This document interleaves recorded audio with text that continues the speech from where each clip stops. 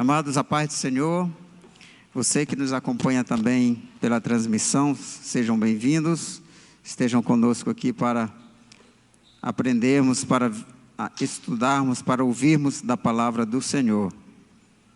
O som está meio estranho aqui para mim, eu acho que está faltando retorno, parece. Ficou diferente o som. Queridos, nós vamos começar com a palavra de Deus, e eu vou pedir para os nossos irmãos ali da mídia, para exibir para nós a primeira carta de Pedro, capítulo 2, versículo 9, que eu queria começar com esse versículo para a gente meditar na palavra de Deus. A palavra de Deus em 1 de Pedro, capítulo 2, verso 9, diz: vocês, porém, são geração eleita, sacerdócio real, nação santa, povo exclusivo de Deus, para anunciar as grandezas daquele que os chamou das trevas para a sua maravilhosa luz. Essa, queridos, é a nossa vocação. E aí eu queria nesta noite que a gente pensasse sobre o tema de como ser relevante em um mundo que está sem Cristo. Como ser relevante em um mundo sem Deus. Como ser relevante em um mundo sem Cristo. Eu lembro que quando eu era jovem, por muitas vezes eu me vi em algumas situações em que meus colegas faziam coisas que eu não concordava e faziam coisas que eu não fazia. E às vezes faziam coisas que eu gostaria de fazer, mas que também não fazia porque era proibido. E aí nós vamos crescendo, nós vamos aprendendo de Deus, nós vamos crescendo no conhecimento da palavra de Deus, nós vamos entendendo o que Deus fez por nós e fez em nós. E aí nós começamos a compreender que nós não imitamos o mundo, nós não fazemos aquilo que o mundo faz, não é porque nós somos proibidos de fazer, mas é porque agora nós somos livres para não fazer. Aleluia. Essa mudança de perspectiva é necessária para que nós possamos entender a obra de Deus na nossa vida. E para que nós possamos ser relevantes neste mundo, que muitas vezes segue de forma cega todas as tendências, todas as modas, sejam elas em quais áreas da vida, e muitas vezes se tornam prisioneiros, se tornam escravos de um modismo, escravos de um tipo de vida, escravo de um tipo de pensamento, escravo de algum tipo de atitude. Nós precisamos entender que Jesus nos chamou para a liberdade, que Jesus nos libertou, e que por sermos livres, nós podemos não só escolher não fazer aquilo que não agrada a Deus, aquilo que nos prejudica fisicamente, moralmente, espiritualmente, emocionalmente, mas também aquilo que prejudica a própria sociedade, que destrói a própria essência do ser humano. E Jesus nos chama como servos seus, como filhos da luz, para anunciar a este mundo que Ele é aquele que resgata, que Ele é aquele que liberta, que Ele é aquele que transforma, que esse Jesus, Ele nos tirou das trevas para a sua luz, para que nós pudéssemos nos tornar relevantes em um mundo em trevas. Nós somos geração eleita, sacerdócio real, nação santa, povo exclusivo de Deus, para anunciar. Nós somos chamados para anunciar, para tornar público aquilo que Jesus fez na nossa vida, para mostrar ao mundo que nos cerca, por meio de palavras, por meio de atitudes, por meio de intervenções na vida das pessoas que estão à nossa volta, contribuindo para que essas pessoas conheçam esse Deus, contribuindo para que essas pessoas tenham acesso à verdade da palavra de Deus. Eu sei que cada um de nós tem talentos diversos. Alguns podem falar com facilidade, outros podem simplesmente aconselhar, outros podem simplesmente abraçar uma pessoa que está passando por uma luta, mas independentemente de qual seja o talento que Deus nos deu e a nossa capacidade de expressar o amor de Deus para essas pessoas, nós somos chamados para manifestar a luz de Deus, nós somos chamados para manifestar o amor de Deus, para mostrar que Deus tem um povo exclusivo, escolhido, um povo precioso aqui na terra, um povo que Ele escolheu e pagou o preço com o seu próprio sangue, e que um dia vai tirar deste mundo para levar para a sua glória, para morar no terceiro céu, ou talvez em outro lugar que nós sequer podemos imaginar a dimensão do que Deus tem para a sua igreja, porque Paulo diz que aquilo que Deus reservou para os seus não passa pela mente humana, mas esse Deus escolheu a cada um de nós, povo exclusivo, povo santo, povo separado de Deus, para que sejamos um sacerdócio real. E o que é o sacerdócio, queridos? O sacerdote é aquele que leva o povo até Deus. É aquele que leva as pessoas até a presença de Deus. No ministério do Antigo Testamento havia 3 ministérios que recebiam a unção especial de Deus. O rei, que era aquele que representava o senhorio, que era quem governava o povo. O profeta, que era aquele que ouvia de Deus e transmitia para o povo, que representava Deus perante o povo.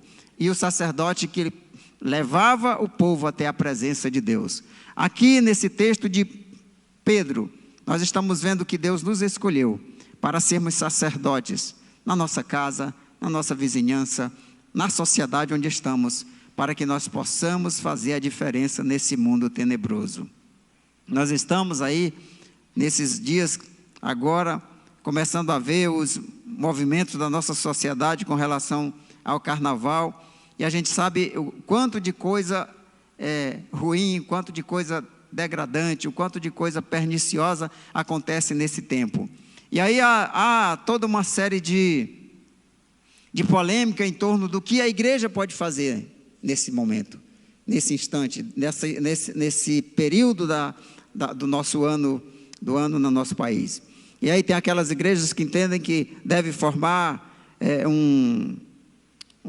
um grupo de pessoas, né? Deve formar ali o seu, como é que usa o termo? Não sei nem o termo. O seu bloco, né?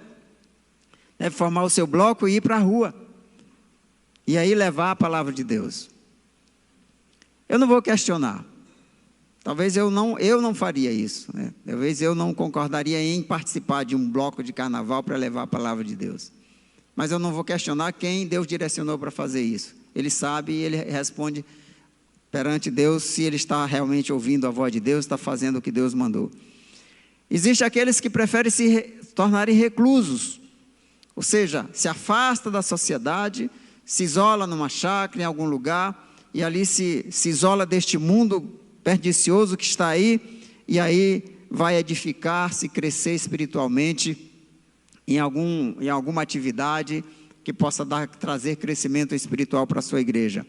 E há aqueles também que entendem que podem fazer um trabalho de evangelismo pontual, grupos que saem para evangelizar aquelas pessoas que estão ali caídas, estão ali carentes, às vezes simplesmente dá um copo d'água para alguém que está precisando. O certo, queridos, é que nós, como servos do Senhor, de qualquer que seja a maneira como Deus nos chama para nós lidarmos com o mundo, nós temos que ter a sabedoria de Deus, nós temos que ter a orientação de Deus, nós temos que escolher ouvir a voz de Deus, para que aquilo que nós fizermos ou deixarmos de fazer, seja de fato relevante para a nossa sociedade, seja de fato relevante para o crescimento do reino de Deus em meio à sociedade onde estamos inseridos. Então, se nós observarmos a palavra de Deus, neste versículo aqui, nós somos chamados para levar o povo a Deus, sermos esse sacerdote santo que traz essas pessoas para conhecer as virtudes de Deus. Diz assim, para que nós anunciemos as virtudes daquele que nos chamou das trevas para a sua maravilhosa luz. Contudo, queridos, não há como nós sermos relevantes neste mundo se nós parecermos com Ele, se nós nos tornarmos semelhantes a Ele. Nós não podemos fazer a diferença se nós nos tornarmos contaminados como o mundo é, como o mundo está. Aqui nós falamos agora, cantamos agora sobre a santidade de Deus. Deus é santo. Os serafins, que são seres extremamente puros, santos, eles cantam dia e noite, santo, santo, santo é o Senhor dos exércitos. Os serafins são, digamos assim, os seres mais próximos da presença de Deus, que estão mais próximos de Deus. Talvez para uma pessoa como eu e você, até mesmo a presença de um serafim já fosse extremamente insuportável, que a gente não poderia suportar sequer a presença de um serafim perto de nós. Mas esses seres gloriosos, eles estão diante de um Deus que é mais glorioso ainda, e eles cantam, eles louvam: santo, santo, santo é o Senhor dos Exércitos. É esse Deus santo que essa igreja serve, e é esse Deus santo que nos convida a ser santos, e a palavra de Deus nos diz: sede santos, porque eu sou santo. Sejam santos, porque eu sou santo. Esse Deus nos convida à santidade, nos conclama à santidade. Recentemente eu troquei a lente do meu projetor lá, nesse projetor que projeta a imagem, e eu vi a recomendação que eles fazem sobre o manuseio daquele aparelho, daquela lente, daquela lâmpada. E eles dizem que, em hipótese nenhuma, você pode tocar naquela lente. E eu fiquei imaginando por que seria. Assim, eles não dizem, mas eu posso imaginar, olhando para o brilho dela, eu posso imaginar que qualquer impureza, por mínima que seja, da minha mão, do meu dedo, vai causar uma distorção na imagem e talvez até um elemento de absorção daquela luz que é tão forte, e fazer com que aquele espaço, aquele ponto onde foi sujo, foi contaminado, se queime, estrague. Se nós pensarmos neste mundo, tem determinadas coisas que são tratadas com muita pureza. Por exemplo, a fabricação de chips de computadores. Existem peças aqui tão minúsculas, tão microscópicas, nanoscópicas, que os lugares onde elas são fabricadas é tão puro, que nenhuma fração, nenhum grão de poeira pode estar presente. E as pessoas que entram naqueles espaços passam por um processo de purificação para que cheguem ao local onde essas pecinhas estão sendo fabricadas. São lugares extremamente ascéticos, onde não há um mínimo, a menor grão de impureza aqui neste mundo. Só, queridos, que as coisas puras deste mundo, elas facilmente se contaminam, elas facilmente são destruídas, são sujas, são impurificadas. Mas nós servimos um Deus que Ele é tão puro, que aquilo que se aproxima dEle se torna também puro. Aleluia. Havia uma lei em Israel que as pessoas não podiam tocar no leproso, e é muito compreensível isso. A lepra sempre foi uma doença extremamente mortal, destruidora, e é uma doença que ela causa o apodrecimento da pessoa em vida. A pessoa sofre muito, tanto com a doença em si, como com a separação da família, a rejeição da sociedade. E aí a lei proibia as pessoas de tocarem um leproso. Mas quando Jesus se aproxima do leproso e diz: mestre, se tu quiseres, tu podes me purificar, me tornar limpo. Jesus toca naquele leproso e diz: quero, fique puro, fique limpo. Aleluia. Porque Jesus, Ele é o Deus que tem a pureza, que não se contamina, mas a pureza que purifica. Aleluia. E Ele chama a sua igreja para ser santo como Ele, para ser puro como Ele, para fazer a diferença nessa sociedade tão corrompida e tão impura, para que nós possamos ser relevantes numa sociedade tão corrompida e tão impura. E aí eu gostaria de lermos 2 Coríntios capítulo 6, verso 16 a 18. 2 Coríntios 6, 16 a 18. É o final do capítulo 6 de Coríntios, e por isso mesmo nós vamos ler também o capítulo 1 do verso do capítulo 17. Que acordo há entre o templo de Deus e os ídolos? Pois somos santuário do Deus vivo, como Deus disse: habitarei com eles e entre eles andarei, serei o seu povo, o seu Deus, e eles serão o meu povo. Portanto, saiam do meio deles e separem-se, diz o Senhor. Não toquem em coisas impuras, e eu os receberei. E serei seu pai, e vocês serão meus filhos e minhas filhas, diz o Senhor Todo-Poderoso. Capítulo 7, verso 19, verso 1, 7 primeiro. Capítulo 7, verso 1, que terminou o capítulo 6 aí. Amados, visto que temos essas promessas, purifiquemo-nos de tudo o que contamina o corpo e o espírito, aperfeiçoando a santidade no temor de Deus. Aleluia. Aleluia. Deixa esse versículo aí. Essa é uma convocação, esse é um chamado de Deus para uma igreja que quer ser relevante onde está, que quer fazer a diferença onde está. Porque, queridos, nós estamos cercados de teólogos, de igrejas que querem parecer com o mundo, que imitam o mundo nas suas formas de ser, na sua forma de pensar, na sua maneira de se conduzir e até mesmo na sua teologia, se é que o mundo tem uma teologia. Mas aquilo que o mundo pensa tem invadido a teologia das igrejas e tem contaminado aquilo que as igrejas estão ensinando, aquilo que as igrejas estão vivendo. Mas o Senhor nos convida, e aí o apóstolo diz aqui, se nós temos as promessas de Deus, essas promessas que nós temos em Deus, nós devemos nos purificar de tudo que contamina o corpo e o espírito, aperfeiçoando a santidade no temor do Senhor.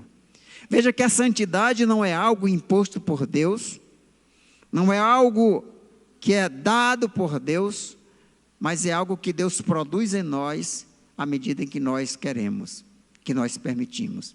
É o Espírito Santo trabalhando em cooperação comigo e com você, para que essa santidade seja desenvolvida na nossa vida.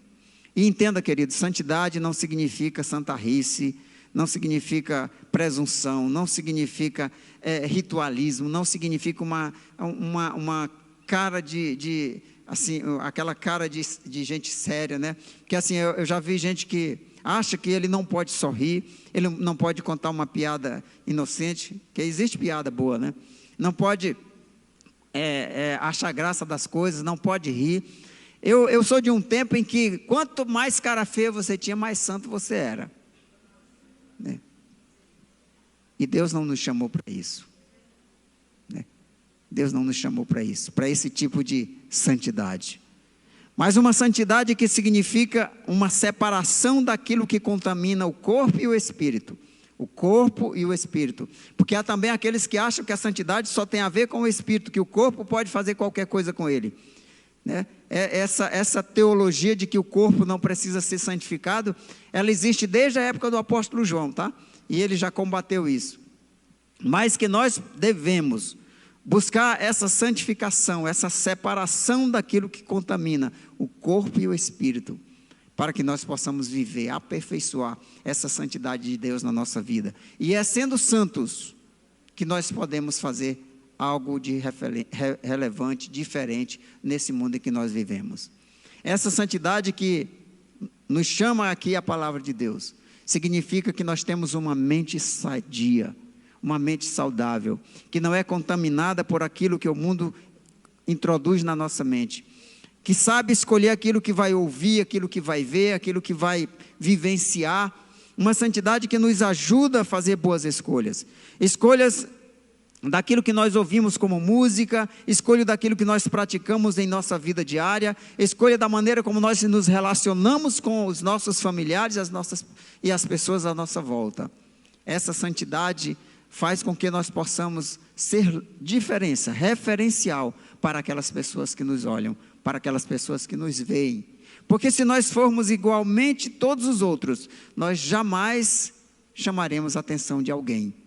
Se nós formos exatamente igual ao mundo, se nós vivemos igualzinho ao mundo, nós não nos destacaremos em nada.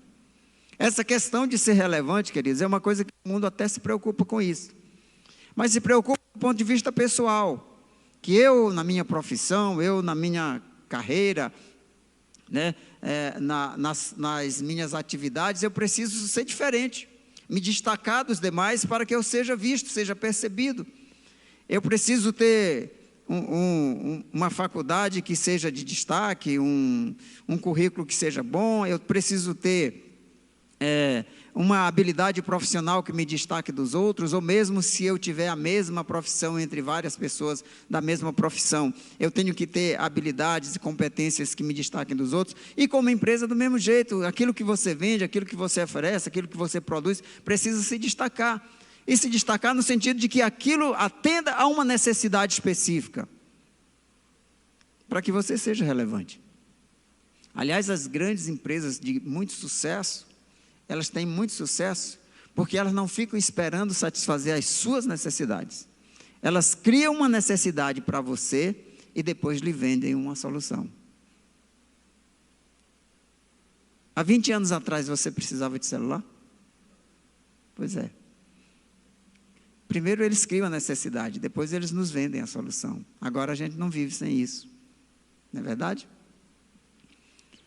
Mas dentro do reino de Deus, a gente se destaca se a gente puder levar as pessoas a solução para a necessidade premente que elas têm. As pessoas têm necessidade de paz. Nós conhecemos Jesus, que é o príncipe da paz. As pessoas precisam de descanso. Nós conhecemos Jesus, que se oferece para ser descanso para nós. As pessoas precisam de segurança, de esperança. E nós temos Jesus, que é a nossa vida, é a nossa esperança, é a nossa garantia. Para a nossa segurança aqui, é a garantia para a eternidade. Nós precisamos deixar que as pessoas percebam que nós temos aquilo que elas tanto precisam. Mas eu não consigo fazer isso se eu for exatamente igual a todo mundo. As pessoas precisam olhar para mim e perceber que eu sou uma pessoa diferente. Que Jesus na minha vida faz muita diferença. E é por isso que eu queria ler com você também Efésios capítulo 5, verso 11 e 12. Não participem das obras infrutíferas das trevas, antes exponham-nas à luz, porque aquilo que eles fazem é oculto, até mencionar é vergonhoso. É esse o mundo que nós estamos inseridos, querido. Um mundo que vive coisas, pratica coisas, que até mencionar é vergonhoso. Mas que nós somos chamados para apresentar a eles a verdade de Deus. Volte o verso 11. Não participem das obras infrutíferas das trevas, antes exponham-nas à luz. Expor as obras das trevas à luz, queridos, trazer à luz essas obras das trevas, não significa envergonhar ou denegrir ou difamar as pessoas que estão vivendo de forma equivocada. Não é você colocar lá no seu Instagram, na sua rede social, o vídeo que você filmou do vizinho fazendo uma coisa errada. Não é isso que é expor essas trevas à luz. Expor essas trevas à luz é você, como luz de Cristo, chegar nesses lugares tenebrosos e escuros e brilhar. Aleluia. Então, quando nós brilhamos em meio às trevas, quando nossa luz, a luz de Jesus em nossa vida chega em meio às trevas, as pessoas vão perceber que nós temos algo a oferecer. Aleluia. Eu vi uma frase dizendo que se alguém se incomoda com você, está incomodado com você, é porque é assim mesmo, a luz atrapalha, a luz ofusca, a luz incomoda quem está nas trevas. Eu discordo dessa frase. A luz só incomoda se ela estiver na posição errada. Se a luz estiver na posição certa, ela ilumina, ela clareia, ela traz discernimento para quem está em trevas. Então, cuidado, se você acha que as pessoas estão se incomodando com você, porque você é luz, talvez você esteja se posicionando da maneira errada. Então, procure buscar em Deus qual a posição que eu tenho que ocupar para que a minha luz brilhe e traga clareza para essas pessoas que estão à minha volta. Nós não podemos participar das obras deles, mas nós podemos expor essas pessoas à luz de Cristo, para que a luz de Cristo brilhando nas suas vidas, possam trazer mudança nas suas vidas. As pessoas precisam ver em mim algo que eles desejam. As pessoas precisam ver em mim algo que eles entendem que é bom, algo que eles gostariam de também ter, e pensar, por que ele é diferente? Por que ele é feliz? Por que eu percebo que ele tem paz, tem segurança. As pessoas precisam olhar para você e pensar, o que faz dela essa pessoa diferente? Por que ela é tão segura de si? Por que ela é tão tranquila? Por que ela não se apavora com as coisas que estão acontecendo? Por que ela consegue ter paz mesmo em meio a uma situação desanimadora? E aí ela vai perguntar para você, o que move você? O que dá a você essa segurança? O que faz com que você tenha essa calma, essa tranquilidade em meio a essa tempestade? E aí você vai dizer, é porque eu estou fundamentado na rocha que é Cristo. É que eu estou firmado na rocha que é Cristo.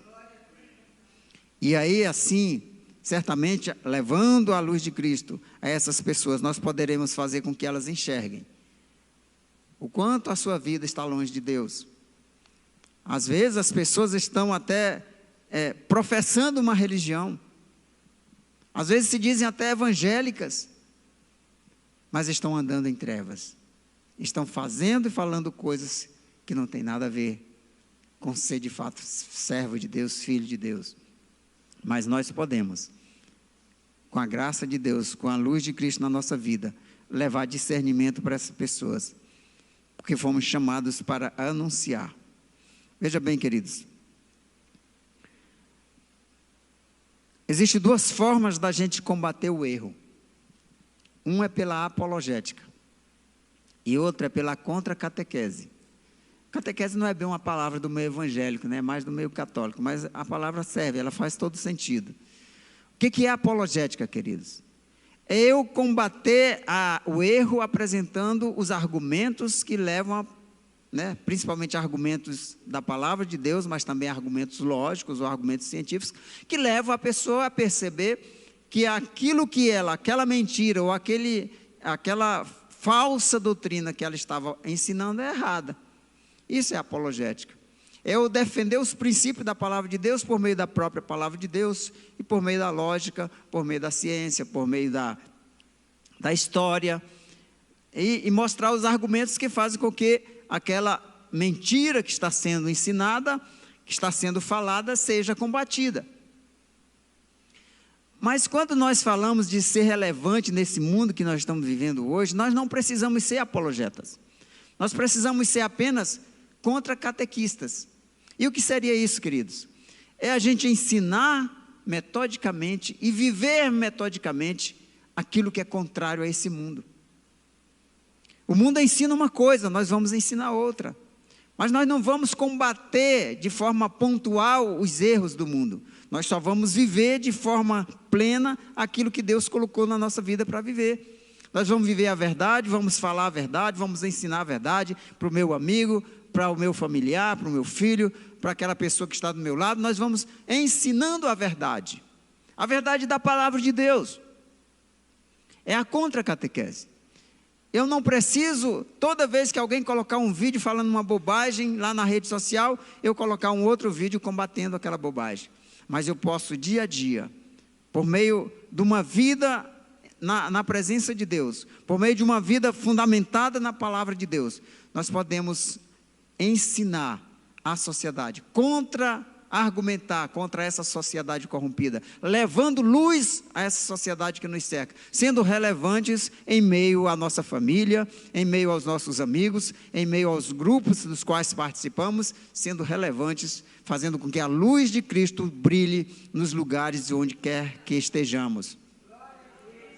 E assim nós podemos fazer esse trabalho de sermos filhos de Deus, para brilhar em meio às trevas. Nós precisamos desse desafio de viver a pureza, desse desafio de ensinar a verdade, de viver a verdade, e do desafio de continuar sendo frutíferos, deixando de ser irrelevantes, para que a nossa vida faça sentido, para que a nossa vida seja produtiva, para que a nossa vida, de fato, glorifique o nome de Deus. Aleluia. Porque glorificar a Deus, amados, é muito bom aqui enquanto estamos cantando, louvando, acompanhando a Édita, puxando o coro e a gente cantando junto. A gente pode glorificar, adorar a Deus, mas a gente glorifica mesmo a Deus. É quando a nossa vida dá frutos para o reino de Deus. É quando a nossa vida, as pessoas olham para ela e elas glorificam a Deus. Jesus disse: e verão as vossas boas obras e glorificarão ao Pai que está nos céus.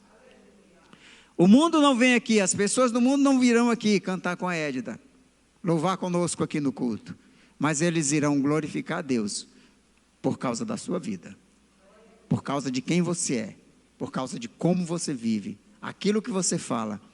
O mundo vai glorificar a Deus.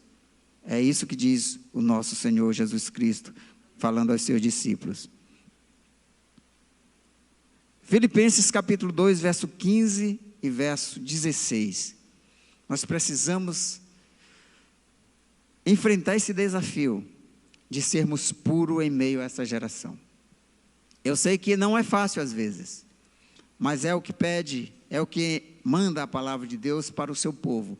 Nós somos esse sacerdócio real de Deus, povo escolhido de Deus, para viver de forma irrepreensível, para que venham a tornar-se puros e irrepreensíveis, filhos de Deus inculpáveis no meio de uma geração corrompida e depravada, na qual vocês brilham como estrelas no universo. Verso 16: retendo firmemente a palavra da vida, assim no dia de Cristo eu me orgulharei de não ter corrido nem me esforçado inutilmente. Aqui Paulo está dizendo para os crentes de Filipos, que todo o esforço que ele empregou, tudo aquilo que ele passou para que aquela igreja fosse firmada em Cristo, fosse fundamentada em Cristo, não seria vão. No dia de Cristo, quando nós formos nos encontrar com o Senhor, se eles de fato tivessem conseguido, se eles de fato conseguissem viver neste mundo de forma irrepreensível diante de Deus, sendo luz neste mundo. Volta o verso 15. Porque nós fomos chamados para sermos puros e irrepreensíveis, filhos de Deus inculpáveis, no meio de uma geração corrompida e depravada, no meio dessa podridão, no meio dessa escuridão, nós somos chamados para ser estrelas que brilham a luz de Cristo na vida das pessoas. E queridos, isso não é nenhum tipo de arrogância, nenhum tipo de presunção. Nós entendemos que nós fomos chamados para sermos luz.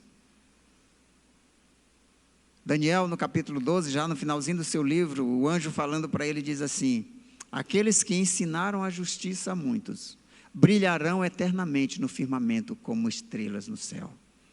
Então Jesus nos chamou para ensinar à sociedade em que vivemos, com a nossa atitude, com o nosso comportamento, com as nossas palavras, com a maneira como nós nos relacionamos, com a maneira como nós nos tornamos relevantes na vida das pessoas. Nós somos chamados a ensinar a justiça, ensinar a verdade da palavra de Deus no meio dessa geração corrompida e depravada. E assim nós estaremos brilhando como uma luz no meio da escuridão. E é uma luz, queridos, que não vai ofuscar ninguém. É uma luz que não vai cegar ninguém. Se incomodar, vai incomodar só o Satanás, só o diabo. Mas as pessoas que forem iluminadas por essa luz, elas vão agradecer, porque finalmente viram a luz de Cristo, porque finalmente a luz brilhou na vida delas. Essa semana eu vi uma notícia sobre uma pessoa que aceitou Jesus lá na África. Parece assim, né? Um dia desse eu falei aqui de milhares, né, que aceitaram Jesus. Na África tem acontecido umas coisas muito interessantes. Muitos países da África têm tido campanhas evangelísticas fantásticas, grandiosas, e milhares de pessoas estão se convertendo. Existe realmente um grande mover de Deus na África subsaariana, que é a África que fica abaixo do Saara, e muita gente aceitando Jesus. Mas eu fiquei feliz de uma notícia que eu vi de um senhor, se não me engano, de 79 anos, ou era 89, não lembro agora, que aceitou Jesus. Por quê? Porque ele era um fulani. Os fulanes são como se fossem os ciganos da África. Eles são criadores de bodes, eles não têm moradia própria, eles vivem no deserto, vivem em cabanas, eles vivem de forma nômade. E eles são um povo extremamente hostil à igreja do Senhor na África. Eles têm, muitas vezes, as igrejas têm sido lugarejos, e igrejas têm sido destruídos por esse povo. E esse senhor eu vou dizer 79 para ser conservador, de 79 anos, saiu a notícia que ele aceitou a Jesus, porque ele ouviu a palavra de Deus pela primeira vez na vida. Talvez muitos desses que têm destruído igrejas, que têm atacado vilarejos, destruído vilas e famílias, talvez fazem isso sem nunca ter ouvido uma única vez a palavra de Deus. Então é uma vida que importa, porque foi alcançada por essa palavra. E onde quer que estejamos, querido, nós podemos ser instrumentos para levar a palavra de Deus para uma vida que muitas vezes nunca ouviu a genuína palavra de Deus. Porque, queridos, nós temos a sensação de que o mundo está impregnado, saturado da Bíblia. Mas não é verdade, queridos. Essa realidade pode ser minha e sua, mas o mundo lá fora, ele não lê a Bíblia, ele não ouve a Bíblia. Ele, às vezes, lê versículos da Bíblia aleatórios, fora de contexto, às vezes interpretados de maneira equivocada. Mas nós temos a palavra de Deus, nós temos a palavra da verdade, e nós podemos ser relevantes para essas pessoas. Então o desafio para a igreja do Senhor, é o desafio para mim e para você, é que nós possamos tomar posse do que o Senhor tem nos dado, e nos comprometermos com essa palavra da vida, e assim no dia de Cristo, nós não iremos envergonhar aqueles que nos conquistaram para Jesus. Como Paulo diz aos Filipenses, que nós possamos brilhar a nossa luz onde quer que estejamos, para que o nome de Jesus seja glorificado. E aí eu queria voltar mais uma vez ao primeiro versículo lá de Pedro 2:9. Vocês são geração eleita, sacerdócio real, nação santa, povo exclusivo de Deus. Para quê? Para anunciar as grandezas daquele que os chamou das trevas para a sua maravilhosa luz. Queridos, nós já estivemos em trevas também. Talvez você diga assim, não, mas eu já nasci num lar evangélico. Mas sabe, eu também nasci num lar evangélico e eu passei por momentos tenebrosos na minha vida. Eu também conheci trevas na minha vida. Mas Jesus nos tirou das trevas e nos trouxe para a sua luz, maravilhosa luz. Que nós possamos, querido, testemunhar dessa maravilhosa luz. Amém, queridos? Que Deus abençoe a sua vida, que Deus nos abençoe.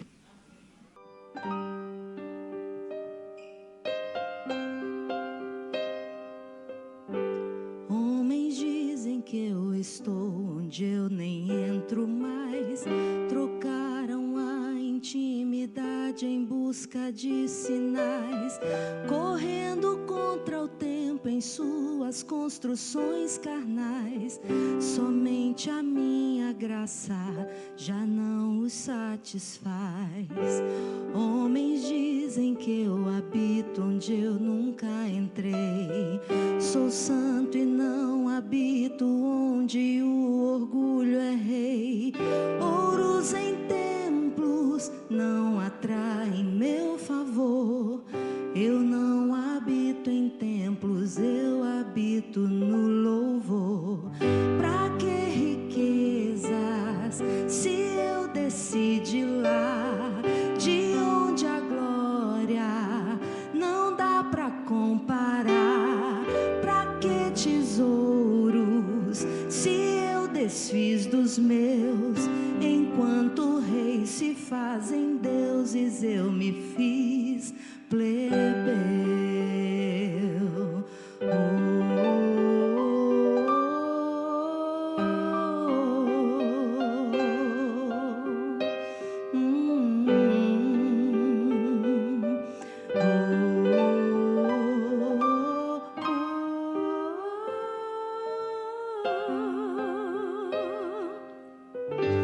Homens dizem que eu habito onde eu nunca entrei. Sou santo e não habito onde o orgulho é rei. Ouros em templos não atraem meu favor. Eu não habito em templos, eu habito no louvor. Pra que riquezas, se eu desci de lá,